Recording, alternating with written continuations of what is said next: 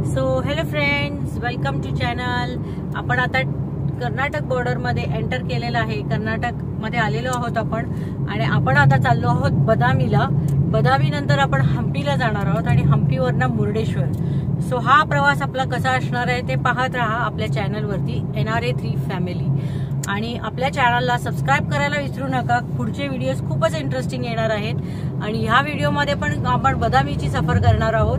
तो stay tune, पुढे पाहत राहा आपण काय काय करतो. बाय.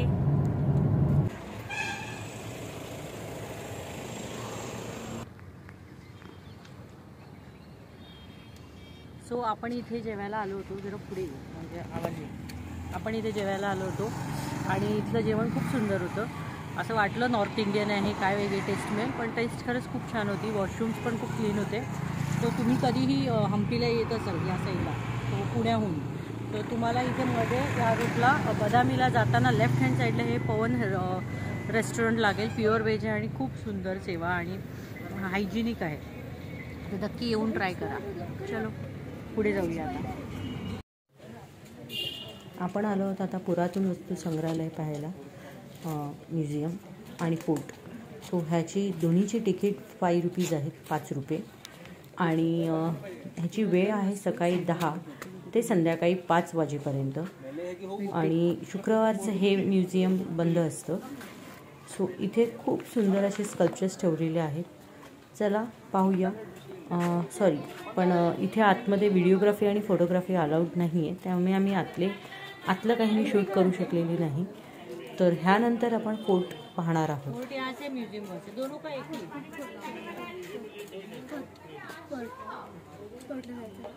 म्युझियम बघून तर आम्ही आलो आहोत बदामी म्युझियम, आर्किटेक्चरल म्युझियम बघायला. तर चला मग बघूया की म्युझियम कसं आहे.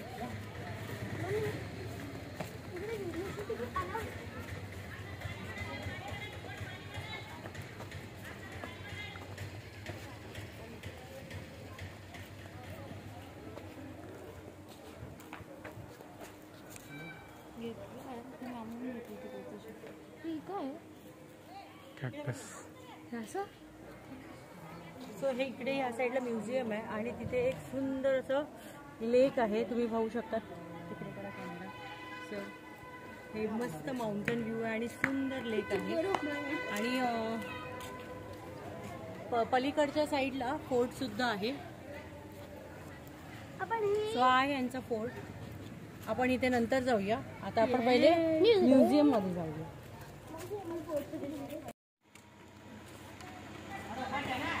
सो खूप छान असे स्कल्पचर्स आहेत आतमध्ये.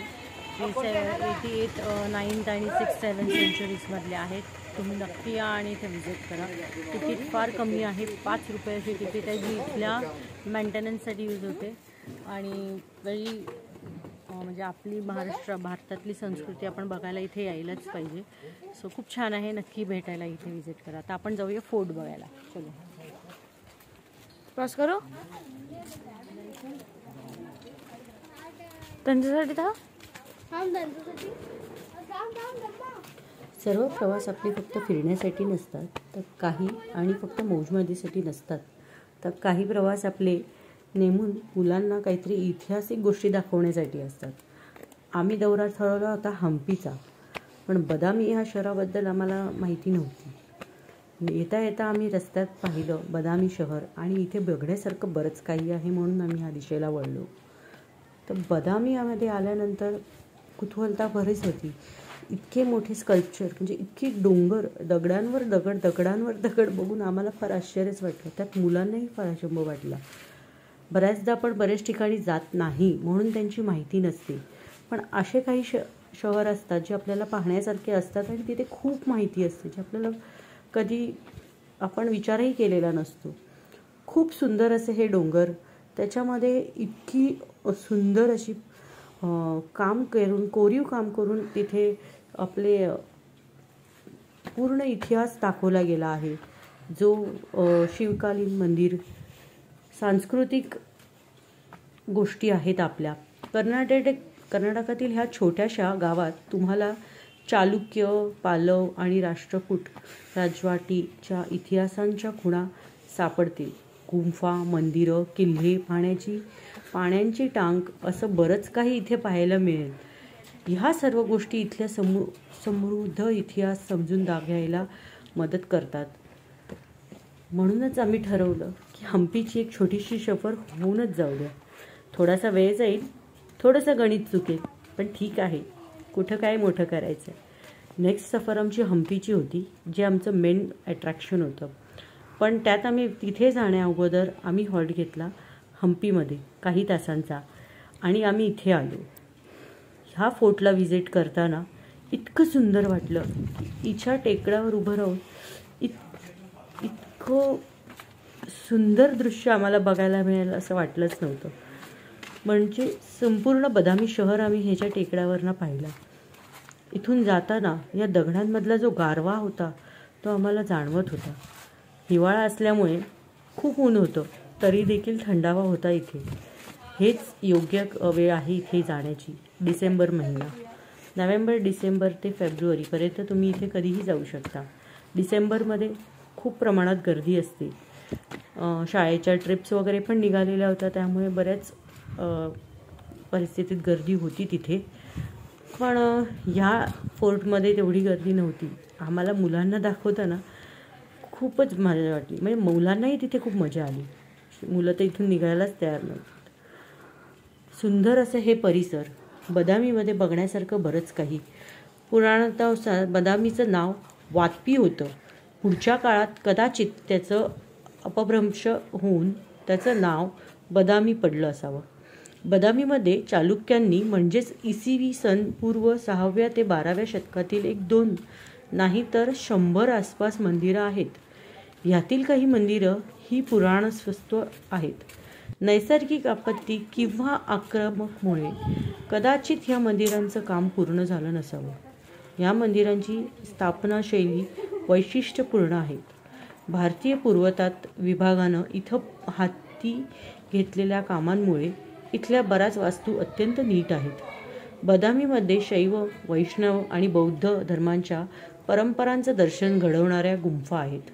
नटराजांची अत्यंत सुंदर मूर्ती, अर्धनटरांगिणीश्वर शिल्प, हरिहर, महिषासुरमर्दिनी, विष्णू दशावतार, पद्मापाणी बुद्धाचा शिल्प, डोळ्यांचं पारणं फेडलेली अशा सुंदर शिल्पांनी या गुंफा नटलेल्या आहेत. लाल वाळूकांमध्ये ह्या साऱ्या गुंफा खोटून काढलेल्या आहेत. शब्दच भेटत नाही आहेत. इतकं सुंदर असं हे दृश्य. म्हणजे इथलं काम इतकं कोरीव आहे. वर नक्षीकाम केलेले स्वस्तिक, खूप सुंदर असे ठिकाण आहेत. ते काय म्हणावं. आता हाच पहा ना, हा चढ आहे या फोर्टमधला. पण खडकांतून रस्ता करून इथे जाण्याचं हे सुंदर मार्ग आहे. भरपूर मंदिरं इथे पाहण्यासारखी आहेत. खूप सुंदर अशा ठिकाणं आहेत. भूतनाथ मंदिर, विरूपाक्ष मंदिर, मल्लिकार्जुन मंदिर. खूप म्हणजे तुम्ही जाल ना तर तुम्ही इथे मुक्काम नक्की करा. आम्हाला ती संधी भेटली नाही, कारण आमचा पुढचा प्रवास ठरलेला होता. तर पुढे आम्ही हम्पीला राहायचा आमचा 2 दिवसाचा बेत होता, कारण आम्हाला अंजनेरी पर्वताचं दर्शन घ्यायचे होते. ते तुम्हाला पुढच्या व्हिडिओमध्ये कळेलच की नेमकं हम्पीमध्ये आम्ही काय काय पाहिलं. इथेही फिरण्यासारख्या बरीच गोष्टी होत्या, शॉपिंग करण्यासारख्या गोष्टी होत्या, पण आम्हाला इथे राहायला किंवा फिरायला तेवढा वेळ मिळाला नाही. त्यातल्या त्यात आम्ही जितकं पाहू शकलो ते हेच स्वर्गसुख. मी म्हटलं ना, टेकड्यावरनं पूर्ण शहराचं दर्शन खूप सुंदर. आणि ह्या मंदिराच्या बाहेर बसून ध्यान करण्यात मला तर जो आनंद भेटला असेल ना, मी तुम्हाला शब्दात सांगू नाही शकत. मुलांनीही ते खूप सुंदर मजा घेतली. खरं सांगायचं तर हे दोघं रागवले होते. या दिसतंय ना, ती चालली आहे जरा फुगून, कारण तिला इथे थांबायचं होतं. ती म्हणाली आपण आज इथेच थांबूया बराच वेळ. म्हटलं नाही बाळा, आपल्याला पुढे जायचं आहे हम्पीला, त्यामुळे आपल्याला इथून काढता पाय घ्यावंच लागेल. पुढचा प्रवास आपल्याला अजून 1-1.5 तासाचा होता, त्याच्यामुळे आम्हाला इथून निरोप घ्यावाच लागला. पुढेही आम्ही बरेच शिला पाहिल्या आहेत, ज्या मी तुम्हाला काही आता ह्याच्यापूर्वी आधी सांगितल्या होत्या. स्कल्पचर्स जे आहेत मंदिरामध्ये दशावतार म्हणजे कोरीव काम केलेले हे मी पुढच्या ह्याच्यात दाखवलेच आहे क्लिपमध्ये. सो पाहत राहा व्हिडिओ शेवटपर्यंत आणि लाईक शेअर सबस्क्राईब करायला विसरू नका.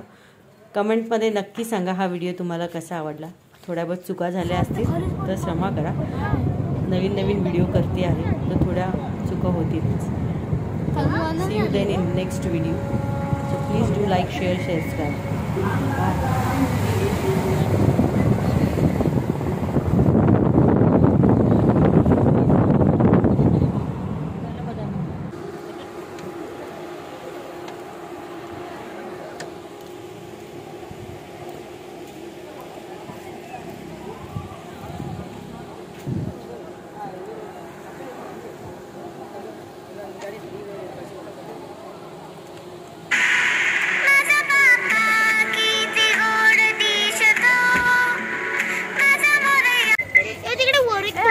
हत्ती वाटतोय आता, तो हत्ती वाटतोय.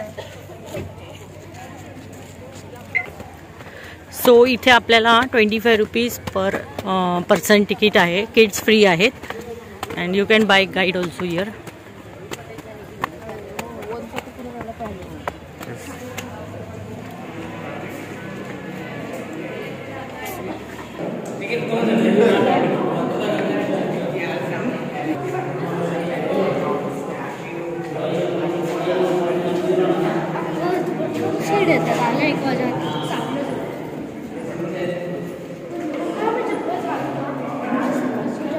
हा हे मंदिर आहे.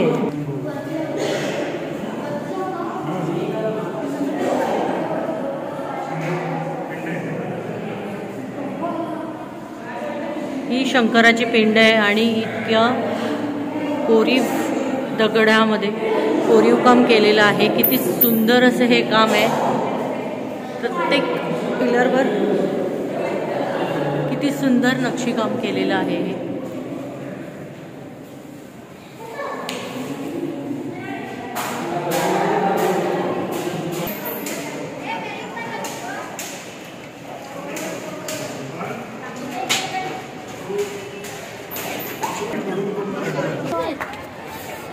हॅलो.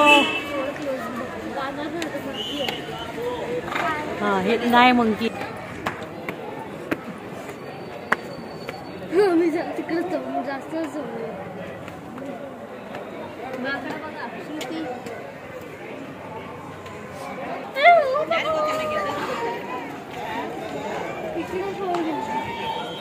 एवढं जाऊन मम्मा इकडे बघ. हवा हवा उभा राहिला होता.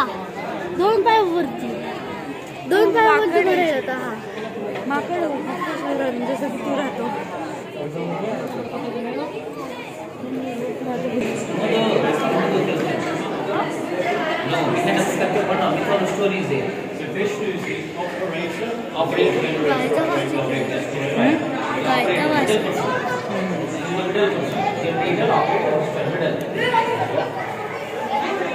And those you can see, I'm telling about this story outside. The now we are ground again, and that's why this here. And here below is also you can see snakes. Snakes are here. Yes. Both sides. No male and female snakes are here.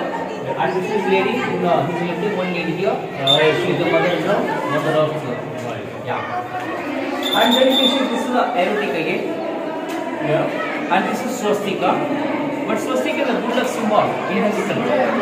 Yes. But again you can see three types. So no statues and signs. Small people. Some statues they have taken away from here. They are local people. They living.